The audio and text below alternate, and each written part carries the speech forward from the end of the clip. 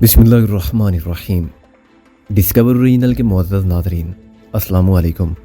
اب کس نمبر 276 ملاحظہ فرمائیں۔ اچانک گلابو اٹھی، دوڑتی ہوئی محسن کی طرف بڑھی۔ اس نے نیچے گر کر محسن کے قدم پکڑ لیے۔ محسن نے اسے اٹھایا۔ جاؤ میری بہن، خدا تمہیں صحیح راستے پر چلنے کی توفیق دے اور تمہارا گھر آباد رکھے۔ آپ فرشتہ ہیں، فرشتہ ہے سرکار، وہ بولی اور ہچکیاں لینے لگی۔ معززین دم بخود کھڑے رہے۔ ایک ایس پی ایک طوائف کو بہن کہہ رہا تھا، اس کا گھر آباد کر رہا تھا، اسے دعا دے رہا تھا۔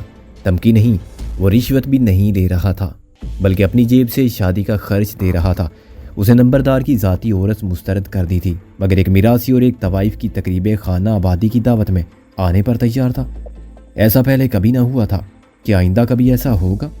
ہوگا تو کب ہوگا؟ جس دن ہوگا، کیا اس دن شہید دنیا جنت نہیں کہلائے گی؟ جب سارے لوگ نکل گئے تو محسن نے پٹواری کو روک لیا۔ آپ سے کچھ مشورہ کرنا تھا مجھے، محسن نے اخلاق کے ساتھ کہا۔ ہم تو غلام ہیں سرکار کے۔ پٹواری پھر بیٹھ گیا۔ پٹواری صاحب، محسن نے کہا، اس گاؤں کے باہر ایک جلا ہوا گھر ہے۔ پٹواری کا رنگ اٹھ گیا۔ ہاں جی ہے، بالکل ہے۔ کس کا گھر تھا وہ؟ محسن نے میز پر انگلیوں سے گھوڑے دوڑاتے ہوئے بہت شرافت سے کہا، تھا جی ایک بدبخت۔ پٹواری سردہ بھر کے بولا، اللہ تعالیٰ کا قہر نازل ہوا، آسمان سے بجلی گری۔ وہ بجلی آپ تو نہیں تھے، محسن بولا۔ اللہ نے خدا نخواستہ آپ کو قہر بنا کے تو نازل نہیں کر رکھا جہاں۔ پوچھے، نہیں سرکار، میں تو سب کا خادم ہوں، سب کی بھلائی کے لیے دن رات کوشش کرتا ہوں۔ پٹواری نے جھوٹ کو نبھانے کی کوشش کی۔ پھر کہاں گیا وہ شخص جس کے گھر کو بجلی نے جلا کے خاک کر دیا؟ اس نے کہاں بچنا تھا جی؟ پٹواری بولا کہ کچھ نہیں بچا گھر میں۔ پٹواری صاحب، محسن نے یک لخت لہجہ بدل دیا، اس لڑکے نے مجھے براہ راست باہر سے خط بھیجا تھا۔ باپ تو ان پڑھ تھا، اس لیے کچھ نہ لکھ سکا، مگر لڑکے نے سب واقعات لکھے تھے۔ شرم آنا چاہیے آپ کو پٹواری صاحب۔ اگلی بار میرے آنے سے پہلے اس گھر کو بالکل ویسا ہی ہونا چاہیے جیسا پہلے تھا۔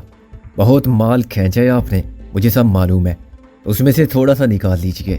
لیکن حضور، میرا کیا قصور؟ میرے خلاف کوئی شکایت کسی نے نہیں لکھوائی، کوئی پرچہ نہیں کاٹا گیا۔ اچھا، تو آپ قانون چھانٹ رہے ہیں، اپنے ہوشیار ہونے کا ثبوت دے رہے ہیں۔ محسن کھڑا ہو گیا۔ بہت بہتر، ایف آئی آر بھی درج ہو جائے گی۔ حوالدار، جی جناب عالی۔ حوالدار چونک پڑا۔ مجھے شکایت ملی ہے کہ گاؤں سے کچھ لوگ ناجائز اسلحہ سرحد پار بیچتے ہیں اور ان کی مدد گاؤں کا پٹواری کرتا ہے۔ محسن نے کہا، بعد میں خانہ تلاشی کے وارنٹ آئیں گے تو اسلحہ بھی برآمد ہو جائے گا۔ فی الحال میں پٹواری صاحب کو ساتھ لے جاؤں گا، ان کا کیس CIA کے سپرد کیا جائے گا۔ پٹواری چلانے لگا، یہ آپ کیا کہہ رہے ہیں سرکار؟ یہ تو سراسر ظلم ہے، اور جو کچھ تم نے کیا تھا وہ کیا تھا؟ وہ ظلم نہیں تھا؟ محسن نے گرج کر کہا، بک بک کرنے کی ضرورت نہیں میرے سامنے۔ کل گاؤں میں کھلی کچہری ہوگی، اس میں بھی تمہارے خلاف سب کی شکایات سنی جائیں گی۔ سرکار مجھے معاف کر دیں، میری توبہ، میں نیا مکان کھڑا کر دوں گا۔ پٹواری گڑ گڑانے لگا۔ 1 مہینے میں، محسن نے کہا، میں درمیان میں بھی چکر لگا کر دیکھ سکتا ہوں کہ کتنا کام ہوا۔ میں نہ آ سکا تو کوئی تمہاری خبر لینے ضرور آئے گا، جاؤ دیکھو۔ نمبردار صاحب چلے گئے۔ ابھی بھائی موجود ہے جناب عالی، پٹواری صاحب کا انتظار فرما رہے ہیں۔ حوالدار نے کہا، اچھا تو انہیں 1 منٹ کے لیے اندر بھیج دو۔ محسن بولا، حکم بندہ پرور۔ نمبردار نے اندر آ کے کہا، نمبردار صاحب، کل ایک غریب آدمی کو غلطی سے پکڑ لیا گیا تھا کہ وہ چور ہے۔ محسن بولا، ساری غلطی سوالدار کی ہے، اسے میں نے سرزنش کر دیا ہے۔ وہ شخص ریڑھی پر پلاسٹک کے کھلونے بیچتا تھا، معلوم نہیں کس نے اس پر یہ جھوٹا الزام عائد کیا اور پھر رات کو اس کی ریڑھی کو آگ لگا دی، آپ کی حویلی کے آتے میں لے جا کر۔ میری حویلی کے آتے میں؟ نمبردار نے کھنکار کر گلا صاف کیا۔ جی ہاں، ظاہر ہے آپ کو بدنام کرنے کے لیے، محسن نے کہا، اور جیب میں سے 500 روپے نکالے، یا میری طرف سے اس کو دے دیں۔ ممکن ہے وہ مجھ سے قبول نہ کرے اور اسے ریڑھی لگا دیں، میں اسے آپ کی حفاظت میں چھوڑتا ہوں۔ حوالدار، اگر تم نے پھر ایسی زیادتی کی تو جیل میں سڑا دوں گا، جیسا آپ کا حکم بندہ پرور۔ نمبردار پھر کھنکارا، لیکن یہ رقم تو اپنے پاس ہی آپ رکھیے، زیادہ شرمندہ نہ کریں، تھوڑی سی نیکی ہم بھی کما لیں۔ محسن نے ہاتھ ملایا اور ان کو رخصت کر دیا۔ اس نے کسی ماہر سیاستداں کی طرح ہر چال چلی تھی، ہر شخص کے ساتھ ویسے ہی سلوک کیا تھا جس کا وہ مستحق تھا، اسی لہجے میں بات کی تھی جیسی ضروری تھی، اور تمام معاملات کو انتہائی خوش اسلوبی سے نمٹا دیا تھا۔ وہ SP تو نہیں تھا، مگر اس سے بہتر SP کی مثال نہیں دی جا سکتی تھی۔ میں نے محسوس کیا کہ غیر شعوری طور پر وہ SSP انکل زامن رضوی کے انداز میں سارے معاملات طے کر رہا تھا۔ اس کا لب و لہجہ بھی کسی حد تک انکل رضوی کے جیسا تھا، اور یہ غیر شعوری حرکت تھی۔ ذہنی طور پر وہ رضوی صاحب سے متاثر تھا اور خود میں بھی۔ ہمارے لیے وہ ایک مثالی انسان تھے اور مثالی قسم کے پولیس آفیسر تھے۔ یہ حالات ہوتے تو شاید ان کا رویہ بھی ایسا ہی ہوتا۔ کسی کو شک نہیں ہوا تھا کہ وہ جعلی ایس پی ہے۔ گاؤں کے رہنے والے کیا جانے کہ ان کے علاقے کا ایس پی کون ہے۔ ایس پی بدلتے رہتے ہیں اور نمبردار کے کہنے کے مطابق صرف 2 بار ایس پی یہاں آئے تھے۔ اگلی بار کون کس وقت آئے گا یہ کہنا غیر یقینی تھا۔ ایس پی کی آمد کا شوشہ پہلے سے چھوڑنے کا فائدہ یہ ہوا تھا کہ تھانے دار کی اختیارات رکھنے والا کانا حوالدار اپنے عملے سمیت ہمارے شانہ استقبال کے لیے تیار تھا۔ اس کے لیے ناممکن تھا کہ وہ تصدیق کر سکتا تھانے میں کیا گاؤں میں بھی ٹیلی فون نہیں تھا۔ اگر وہ 10-20 میل جاتا اور کہیں سے ٹیلی فون کر کے معلوم کرتا تو اسے کچھ معلوم نہ ہوتا۔ اول تو شہر کی لائن ہی نہ ملتی، پھر پولیس ہیڈ کوارٹر میں وہ کس سے پوچھتا کہ کون سا ایس پی اچانک آ رہا ہے۔ ایس پی اچانک کہیں بھی چھاپا مارنے کا اختیار رکھتے ہیں۔ اتنی ہمت تو کسی 1 یا 2 پھول والے باقاعدہ تھانے دار کو نہیں ہو سکتی تھی کہ وہ ایس پی کا نام پوچھ سکے اور اس سے شناختی کارڈ طلب کر سکے۔ پھر جتنے کیس محسن نے صبح سے ساپیر تک نمٹائے ان سے بھی ثابت ہوا کہ وہ ایس پی ہے جسے ہر بات کا علم ہے۔ جتنی شکایات اسے ملی تھی ان سب پر اس نے ایکشن لیا، کہیں بہت سخت تو کہیں بہت معمولی، مگر اس نے یہ بھی ثابت کر دیا کہ ایک حاکم کو رعایا کے حال سے کتنا باخبر ہونا چاہیے، کتنا عادل ہونا چاہیے اور کتنا مہربان ہونا چاہیے۔ ہاں بھائی تو حوالدار کوئی ہے اور کیس؟ محسن بولا۔ حوالدار کی صبح سے پریڈ ہو رہی تھی اور اتنی سخت ڈیوٹی شاید اس نے کسی افسر کے ساتھ نہیں کی تھی۔ وہ اور اس کے ماتحت مسلسل گاؤں میں دوڑ لگا رہے تھے اور اٹینشن کھڑے تھے۔ کھانے کا وقت گزر چکا تھا لیکن ابھی تک افسر نے کھانے کا نام نہیں لیا تھا، تو وہ کیسے بولتا؟ ہماری پوزیشن یہ تھی کہ ہم نے 10 بجے کے قریب جو اعلیٰ مکھن اور دیسی گھی کے پراٹھے کھائے تھے وہ ابھی تک ہضم نہیں ہوئے تھے۔ ہم شہری لوگ تھے، چیزوں کو دیکھ بھال کے چاند پھٹک کے مقرر مقدار میں اور ایک وقت پر کھانے والے یہ خالص غذا محنت کرنے والوں کو راس آتی تھی جو ہل چلا کے اسے آسانی سے ہضم بھی کر لیتے تھے۔ اور تو کوئی کیس نہیں سرزی، حوالدار بولا۔ تم نے کھانا کھا لیا ہے؟ محسن نے بے نیازی سے کہا۔ نہیں جناب عالی، میرا خیال ہے کہ آپ بھی کھا لیں۔ نہیں تم کھا لو، محسن بولا۔ اور یہ بتاؤ یہاں کوئی تنور ہے جہاں سے روٹی سالن مل سکے؟ حوالدار نے افسوس کے ساتھ نفی میں گردن ہلائی۔ سب کے اپنے اپنے گھروں میں تنور ہے۔ اچھا چلو ایک چکر گاؤں کا لگاتے ہیں۔ محسن اٹھ کھڑا ہوا۔ کہیں چائے پی لیں گے؟ چائے تو ملتی ہے نا؟ حوالدار کا منہ لٹک گیا۔ پہلے وہ بھی افسروں کے ساتھ عیش کرتا ہوگا، ان کے لیے پلاؤ زردہ اور بھنے ہوئے مرغ آتے ہوں گے تو حوالدار بھی دعوت میں شریک رہتا ہوگا۔ اس افسر نے صبح سے بھوکا کھڑا کر رکھا تھا اور اب خالی پیٹ گاؤں میں گھمانے پر مصر تھا، لیکن حوالدار انکار کیسے کرتا؟ اسے اپنی سپاہ کو اٹینشن کیا اور ہمارے پیچھے چلنے لگا۔ تھانے کے باہر اب بھی 15-20 افراد جمع تھے۔ ان سب نے محسن کو ڈرتے ڈرتے سلام کیا۔ محسن ان کے پاس چند منٹ کے لیے رکا اور رسمن پوچھا کہ کسی کو پوری سے کوئی شکایت تو نہیں ہے؟ ان میں مجھے 4 گنجے نظر آ رہے تھے، 2 تازہ اور 2 پرانے تھے، لیکن وہ بولے نہیں۔ غالباً ہمارے پیچھے سے حوالدار نے ان کو آنکھیں دکھا کے خاموش کر دیا تھا۔ گاؤں میں واقعی اس پولیس افسر کے انصاف اور رعایا پروری کے قصے پھیل چکے تھے اور لوگ ہر جگہ ہمیں انتہائی عقیدت و احترام کے ساتھ دیکھ رہے تھے۔ مجھے اس احترام میں خوف بالکل نظر نہ آیا۔ کچھ بزرگ قسم کے لوگ آگے بڑھ کر محسن سے ہاتھ ملانے لگے اور اسے طویل عمر کی ترقی اور صحت کی دعائیں دینے لگے۔ یہ سچے دل سے نکلنے والی دعائیں تھیں۔ دعا دینے والے نہیں جانتے تھے کہ وہ ایس پی اصلی ہے یا نقلی۔ انہوں نے تو انصاف اور سچائی کا ایک روپ دیکھا تھا، مظلوموں کے حق میں اٹھنے والی ایک آواز سنی تھی، حق بات کو تسلیم کرنے والے کو دیکھا تھا، اور یہ سب انہوں نے پہلے نہیں دیکھا تھا۔ چنانچہ وہ اپنے جذبات کی اظہار میں برحق تھے۔ ہم یوں پھر رہے تھے جیسے واقعی ہم اس علاقے کے بادشاہ ہیں۔ میرا دل بار بار کہتا تھا کہ کاش ایسا ہوتا، یہ 500 گھروں کی چھوٹی سی آبادی ہماری حکومت ہوتی، ہم اسی کو ایک یوٹوپیا بنا سکتے، وہ مثالی فلاحی ریاست جس کا تصور اسلام نے پیش کیا تھا اور جس کی ایک مثال حضرت عمر رضی اللہ عنہ کے دور میں نظر آئی تھی، جب گلی میں ایک کتا بھی بھوکا سوتا تو خلیفہ خود کو مجرم سمجھتا۔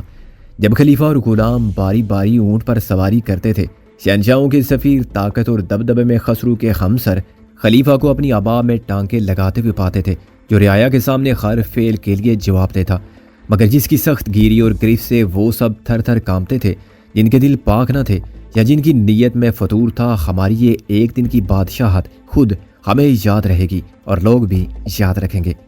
اچانک ایک ضعیف اور کمر خمیدہ شخص نے ہمارا راستہ روک لیا۔ اس کی عمر 70 سال سے زائد ضرور ہوگی۔ السلام علیکم بیٹا، اس نے محسن سے ہاتھ ملا کر کہا۔ میں گاؤں کی مسجد کا پیش امام ہوں۔ محسن کے بعد ہم سب نے اس سے مصافحہ کیا۔ تم ہی وہ ایس پی ہو نا جس کو سارا گاؤں دعائیں دے رہا ہے؟ میرا لڑکا بھی پولیس میں تھا۔ اچھا مولانا صاحب، محسن نے کہا، اب کہاں ہے؟ سونے رب کے پاس۔ وہ انگلی اوپر اٹھا کر بولا، اس کی رضا یہی تھی، ورنہ وہ بھی آج ایس پی ہوتا، بالکل تمہارے جیسا گبرو جوان تھا۔ کیا نام تھا اس کا مولانا صاحب؟ محسن نے ہمدردانہ لہجے میں کہا، کرم علی، ایس آئی کرم علی۔ پیش امام نے کہا، 10 سال ہو گئے اب تو، اللہ نے صبر دیا، ایک ہی اولاد تھی میری، مجھے بہت افسوس ہے۔ کیسے انتقال ہوا تھا اس کا؟ محسن نے کہا، ڈاکو آ گئے تھے گاؤں میں۔ پیش امام نے کانپتی آواز میں کہا، وہ اکیلا نکل گیا۔ میں نے روکا کہ بیٹا اکیلا مت جا۔ وہ بولا کہ بابا وہ تو چھٹی آیا ہوا تھا، 1.5 سال ہوا تھا شادی کو، پتر ایس پی۔ ادھر اس کا جنازہ اٹھا، ادھر اس کے بیٹا ہوا، اب 10 سال کا ہے میرا پوتا، اس کو پولیس میں بھرتی کرانا ہے۔ ضرور کرائیے، لیکن ابھی تو وہ چھوٹا ہے۔ محسن نے کہا، ہاں پتر، جب بڑا ہو جائے گا تب۔ وہ بولا، میں نے تو اسی دن اپنی بہو سے کہا تھا کہ نیک بخت، رو مت، اللہ نے امتحان لیا ہے ہمارے صبر کا، بیٹا لیا ہے تو پوتا دیا ہے۔ وہ سب انسپیکٹر تھا تو یہ اس سے بھی بڑا افسر بنے گا، باپ سے آگے جائے گا۔ ضرور جائے گا مولانا صاحب، اگر آپ کی دعائیں شامل حال رہیں اور خدا نے چاہا تو وہ ایس پی کیا آئی جی بنے گا۔ محسن نے اس جذباتی بوڑھے کو تسلی دی۔ اس کی بات نے ہم سب کو افسردہ کر دیا تھا۔ جب ہم نے اجازت مانگی تو وہ اڑ گیا۔ میں اتنی دیر سے آخر کس لیے کھڑا ہوا تھا؟ وہ بولا، میں تو خود آتا، مگر میں ایک سب انسپیکٹر کا باپ ہوں جو شہید ہو چکا ہے۔ میں نے سوچا تم کو چل کر میرے پاس آنا چاہیے، اور دیکھو تم آ گئے۔ اب میرے گھر سے کچھ کھائے بغیر نہیں جا سکتے، چائے لسی پیو پھر جاؤ۔ اس نے ہمیں حکم دیتے ہوئے کہا۔ پیش امام کچھ عمر کے باعث اور کچھ اپنی زندگی کے سلمناک حادثے کی وجہ سے تھوڑا سا خبتی ہو گیا تھا۔ چائے لسی تو ہم نہیں پئیں گے مولانا صاحب، محسن نے کہا۔ پیو گے کیسے نہیں؟ وہ گرم ہونے لگا۔ میرا مطلب تھا ہمیں بھوک لگی ہے، روٹی مل جائے گی؟ محسن نے کہا، اوہ پتر ایس پی، روٹی کیوں نہیں ملے گی؟ گھر میں روٹی نہیں ملے گی تو پھر کہاں ملے گی؟ وہ محسن کو بازو پکڑ کر کھینچنے لگا۔ میں نے حوالدار کی طرف دیکھا، اس کی صورت پر 12 بج گئے تھے۔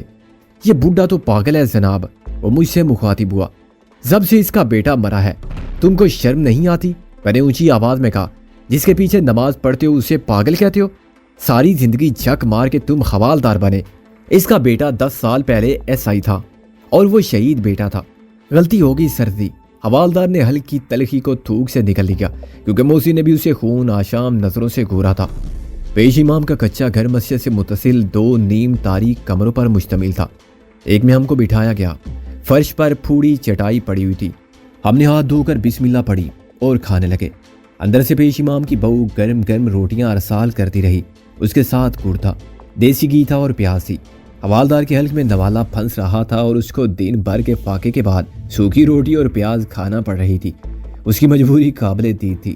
افسر کو وہ دل میں 1000 گالیاں دے رہا ہوگا کہ کیسے کیسے کمینے لوگ ایس پی ہو گئے ہیں جن میں کوئی بات افسروں والی ہے ہی نہیں، مگر وہ سب کا ساتھ بھی دے رہا تھا۔ معلوم نہیں یہ ماحول کی جذباتی فضا کا اثر تھا یا چلنے سے ہمیں بھوک لگی تھی کہ ہم نے کھانے میں جتنا مزہ پایا وہ آج بھی یاد ہے۔ ہمارے واپس ہونے تک پورے گاؤں کے ہر فرد کی زبان پر یہ بات تھی کہ ایس پی نے پیش امام کے گھر میں زمین پر بیٹھ کے سوکھی روٹی گڑ اور پیاز کے ساتھ کھائی ہے۔ اسی شہرت کا نتیجہ تھا کہ رات کو ہم گلابو اور میراسی کے نکاح کی تقریب میں پہنچے تو وہاں گاؤں کا بچہ بچہ موجود تھا۔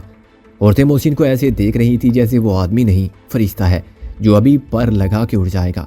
ہر شخص اس سے ہاتھ ملانے کا مشتاق تھا کیونکہ ان کے دلوں سے ڈر نکل گیا تھا اور اس کی جگہ عزت و احترام کے جذبات نے لے لی تھی۔ وہ محسن سے ہاتھ ملا کے بھی خوشی محسوس کرتے تھے۔ جتنی دعائیں محسن نے اس ایک دن میں لی اتنی شاید ہم سب نے ساری عمر میں اکٹھی نہیں لی ہوں گی۔ شادی کی دعوت کا سارا انتظام نمبردار نے کیا۔ پٹواری اور دوسرے معززین بھی اب اپنے نمبر بنانے میں پیش تھے اور غالباً یہ گاؤں کی تاریخی شادی تھی۔ عام حالات میں یہ معززین کسی میراثی اور ایک بدنام عورت کی شادی کا دعوت نامہ لے کر آنے والے کو بھی بے عزت کر کے بھگا دیتے۔ شادی میں ایک بار پھر حاکم و محکوم کی تفریق رکھی گئی تھی۔ ایس پی کے لیے اور معززین کے لیے الگ بیٹھنے کا انتظام ہوا، مگر میں نے خاموشی سے نمبردار کو سمجھا دیا کہ وہ ایسا نہ کرے۔ ایس پی عام لوگوں میں بیٹھ جائے گا تو اسے مایوسی ہوگی۔ ہم رات 8 بجے لوٹ آئے۔ مجھے کوئی شک نہیں تھا کہ یہ شادی کامیاب رہے گی۔ اس کی ذمہ داری گاؤں کے بڑوں نے لی تھی اور خود گلابوں نے جو وعدہ کیا تھا وہ جھوٹا نہیں تھا۔ اس کے دل کا سچ خود الفاظ میں ڈل کے زبان تک آ گیا تھا اور گلابوں کا لہجہ اس کی نیت کی صداقت کا گواہ ہو گیا تھا۔ میراثی بہت خوش تھا۔ وہ سوچ بھی نہیں سکتا تھا کہ اسے اللہ بیک وقت اتنی بہت سی خوشیاں عطا کر دے گا، اسے اپنی محبت مل جائے گی، شادی کے انتظامات خود بخود ہو جائیں گے۔ اس کی شادی میں نمبردار، پٹواری اور گاؤں والے ہی نہیں، ایک ایس پی بنف سے نفیس شریک ہوگا جو اسے سلامی میں 500 روپے دے جائے گا۔ آج تو نے کمال کر دیا محسن، میں نے واپسی میں فرانسیسی بولنا شروع کی۔ تیری جگہ میں اس منصب کو اتنی خوش اسلوبی سے نہیں نبھا سکتا تھا۔ معلوم نہیں کیوں اس دھوکہ دہی اور جال سازی میں بھی مجھے سچی خوشی مل رہی ہے، محسن نے بھی فرانسیسی میں جواب دیا۔ اس وردی کے بغیر میں ایک دن اتنی نیکی کما نہیں سکتا تھا۔ چل، ہمارا مقصد تو پورا ہوا، جب ہم چلے جائیں گے تو سب یاد کریں گے، کچھ دن سب ٹھیک رہے گا۔ میں نے کہا ہم کسی طرح انکل رضی سے کہیں گے کہ وہ بعد میں اپنے کسی ماتحت کو ایک دن کے لیے بھیج دیں۔ محسن بولا، جو تصدیق کر جائے گا کہ فضلو کو تعلیم کے لیے بھیجا گیا یا نہیں۔ گلابوں کا چلن کیسا ہے؟ اس کا سابقہ پرستار رائے راست پر ہے یا نہیں؟ پٹواری نے اس کے گھر کو پھر بنایا یا نہیں جسے اس نے آگ لگوائی تھی؟ اور نمبردار نے اس نوجوان کو ریڑھی لگا دی ہے یا نہیں؟ میرا بھی خیال ہے کہ یہ بندوبست مشکل نہیں۔ میں نے کہا یہ لوگ بعد میں تصدیق تو نہیں کریں گے ہمارے متعلق؟ محسن بولا، اگر ہم سب کو لوٹ کر جاتے، فراڈ کرتے، زبردستی نذرانے لیتے، رشوت سے جیبیں بھرتے تو شاید یہ لوگ معلوم کرتے کہ وہ ڈاکو تو نہیں تھے۔ میں نے کہا اب تو سوال ہی پیدا نہیں ہوتا، ہم کچھ دے کر ہی جا رہے ہیں، لے کر جا رہے ہیں تو صرف دعائیں۔ اب اصل کام رات کا ہے جس کے لیے ہم نے تھانہ حاصل کیا تھا اور تھانے داری قائم کی تھی۔ محسن نے کہا ہاں سراج سے تفتیش کرنا ہے۔ میں نے کہا میں نے اسے ایک وعدہ کیا تھا، اس وعدے کو پورا کرنے کے لیے حالات خود بخود سازگار ہو گئے ہیں۔ حوالدار ہماری گفتگو سے بوکھلایا ہوا تھا، اگر انگریزی ہوتی تو وہ ایک آدھ لفظ یا جملہ ضرور سمجھ لیتا، مگر یہ زبان تو اس کے لیے خیالی زبان تھی۔ وہ پریشان بھی تھا کہ کہیں یہ گفتگو اس کے خلاف تو نہیں ہے۔ ایس پی نے سارے گاؤں کے کیس نمٹا دیے تھے مگر اس کا کیس باقی تھا۔ وہ خود جانتا تھا کہ اس نے کتنے غلط کام کیے ہیں، چنانچہ اس کے دل کا چور اسے ڈرا رہا تھا کہ یہ افسر بہت باخبر ہے، اسے لوگوں کے ذاتی معاملات تک کا علم ہے، تو یہ کیسے ممکن ہے کہ اسے اپنے عملے کے کرتوتوں کی خبر نہ ہو۔ تھانے پہنچنے کے بعد محسن نے کہا بھائی حوالدار تم بہت تھک گئے ہو، اس لیے اب تم آرام کرو۔ اور آپ جناب علی؟ حوالدار نے سکھ کا سانس لیا۔ مجھے تو ابھی اس بدماش سے تفتیش کرنا ہے، محسن نے کرسی پر گر کر کہا۔ تم ایسا کرو کہ تھانے کے باہر چارپائیاں ڈال دو، ہماری مدد کی ضرورت نہیں پڑے گی سر جی؟ حوالدار بولا میرا خیال ہے کہ نہیں پڑے گی۔ محسن بولا پڑے گی تو بلا لیں گے، تم آج اندر سے چارپائیاں نکال کر باہر لے جاؤ۔ چارپائی کی کوئی بات نہیں جناب علی، وہ بولا آپ کو بھی آرام کرنا ہوگا اس لیے میں نے بستر لگوا دیے ہیں۔ پھر تم لوگ کیا کرو گے؟ محسن بولا ہم بھی منگوا لیں گے کچھ گاؤں سے۔ حوالدار بولا پھر اس نے اپنے ماتحتوں کے ساتھ گارڈ آف آنر پیش کیا اور رخصت ہو گیا۔ تخلیہ ہوتے ہی سارے دن کی اداکاری کی تکان اتارنے کے لیے ہم نے آدھا گھنٹہ لمبے لیٹ کر سگریٹیں پیتے اور سارے دن کے واقعات پر ہنس سے گزارا۔ پھر ہم حوالات میں پہنچے جہاں سراج گٹھڑی بنا پڑا تھا۔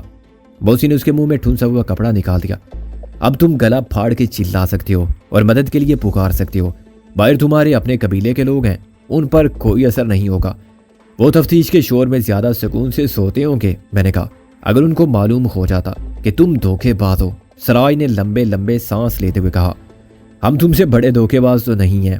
میں نے کہا اگر ہم نے دھوکہ دیا تو ایک چھوٹے سے گاؤں کو، تم تو پورے ملک اور ملک کی عوام کو دھوکہ دے رہے تھے، اور انہیں معلوم بھی کیسے ہو سکتا تھا؟ محسن بولا سراج ہنسا معلوم ہو سکتا تھا، میں ان کو بتا سکتا تھا، افسوس یہ کہ تمہیں کوئی موقع نہیں ملا۔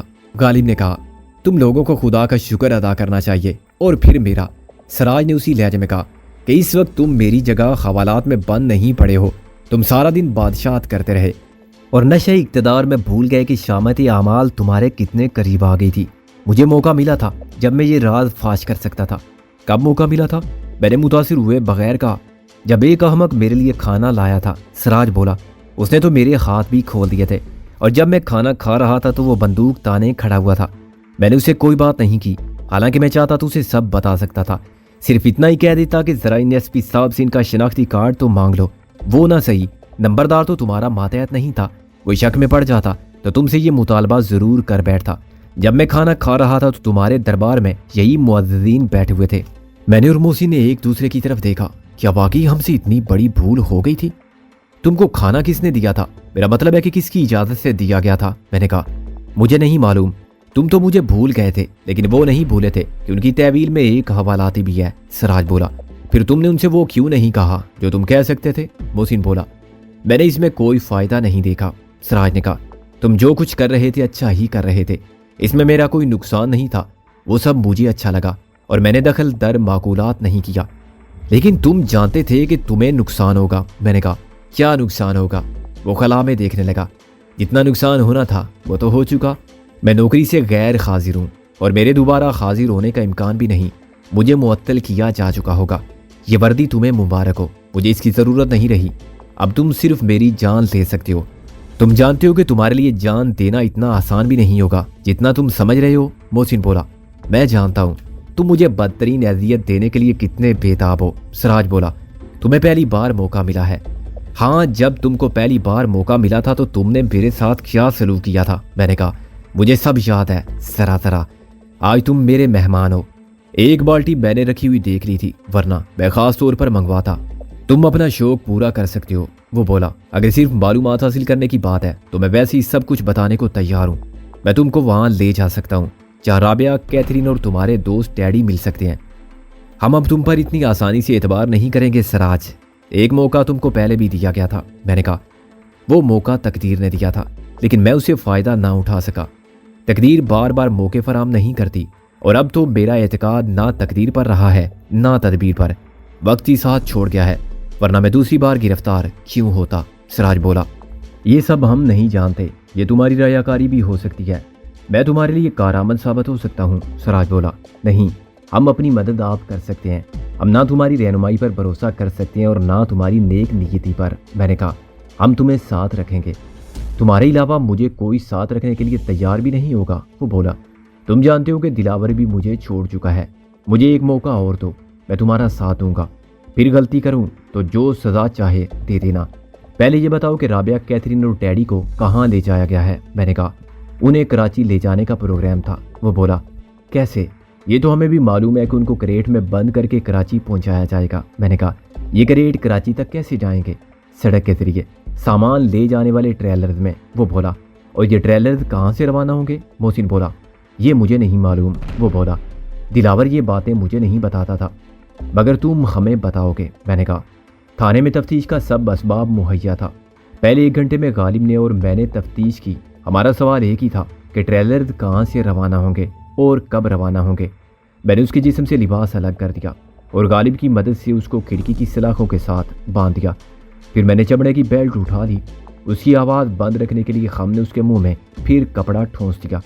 بیلٹ کے ہر وار پر وہ بل کھا رہا تھا اور تڑپتا رہا، آہستہ آہستہ اس کے سارے جسم پر نیل کے سانپ سے نمودار ہو گئے۔ جب میں تھک گیا تو میں نے اسے ایک موقع دیا، لیکن وہ ایک ہی بات پر اڑا رہا، مجھے نہیں معلوم۔ محسن اور غالب نے مزید 1 گھنٹہ محنت کی مگر اس سے کچھ نہ اگلوا سکے، وہ نیم بے ہوش تھا اور اس کے جسم کی کھال جگہ جگہ سے پھٹ گئی تھی۔ بلاخر میں نے محسن سے کہا کہ وہ بالٹی اٹھا لائے، میں نے اسی کرسی پر بٹھا کر مضبوطی سے باندھ دیا اور بالٹی اس کے سر پر الٹی کر کے رکھ دی، اس کا منہ گردن تک بالٹی میں غائب ہو گیا تھا۔ محسن دوسرے کمرے سے باہر آ گیا اور درخت کی 2 شاخیں توڑ لایا، ان کے پتے صاف کرنے کے بعد وہ 1 انچ موٹے اور تقریباً 3 فٹ لمبے لچکدار ڈنڈے ہمارے ہاتھ میں رہ گئے۔ سراج کی آنکھیں بالٹی اڑانے سے پہلے دہشت سے باہر آ رہی تھی۔ جب بالٹی پر میں نے پہلا ڈنڈا مارا تو سراج کرب سے بل کھانے لگا، دوسری طرف محسن نے بالٹی پر وار کیا، اس کی اذیت میں نے محسوس کی کیونکہ میں اس بھیانک تجربے سے گزر چکا تھا۔ رفتہ رفتہ میرا جنون بڑھنے لگا، میں نے پوری قوت سے بالٹی پر ڈنڈے مارنا شروع کر دیے۔ سراج، میں نے کہکا لگا کر کہا، کیسا لگ رہا ہے اندر؟ میں نے اپنا ایک وعدہ پورا کیا، یہ طریقہ تفتیش میں نے تم ہی سے سیکھا تھا۔ سکندر، محسن نے اچانک میرا ہاتھ روک لیا، یہ آواز کیسی ہے؟ میں نے کان لگا کے سنا، یہ کوئی گاڑی تھی، غالباً جیپ، جو قریب آ رہی تھی۔ ابھی تک تو میں نے اس گاؤں کے راستے پر موٹر کے ٹائر کا ایک نشان بھی نہیں دیکھا تھا، پھر یہ رات کے 3 بجے جیپ کہاں سے آ گئی؟